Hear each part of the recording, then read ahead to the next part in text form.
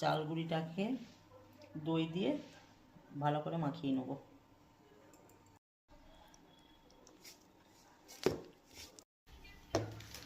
পরিমাণ মতো নুন দিব, নুন দিয়ে দইটার সঙ্গে খুব ভালো করে মাখিয়ে নেব চাল গুঁড়িটাকে। সোডা দিয়ে দেবো, অল্প দুধ দিয়ে মাখাতে থাকবে। দুধের সঙ্গে আগেই আমি গুড় মিশিয়ে দিয়েছি।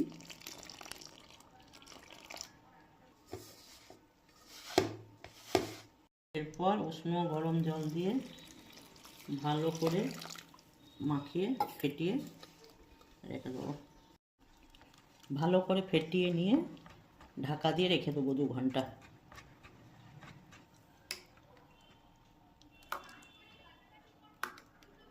খুব সুন্দর ফেটানো হয়েছে।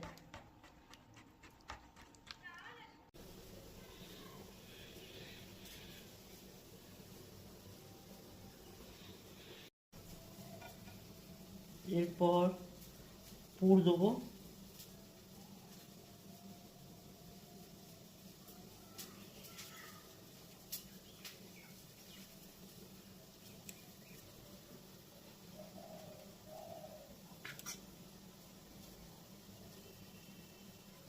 এরপর আবার একবার করে লেয়ারটা দিয়ে দেবো।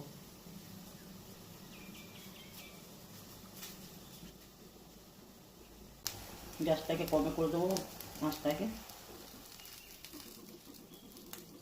দিয়ে হালকা আঁচে বসিয়ে দেবো। ভাপে ভাপে হবে, হালকা আঁচে এবারে বসিয়ে দিলাম এটাকে। উপরে নারকেল কুড়ি রেখেছিলাম, সেগুলো উপরে উপরে একটু একটু করে দিয়ে দেবো।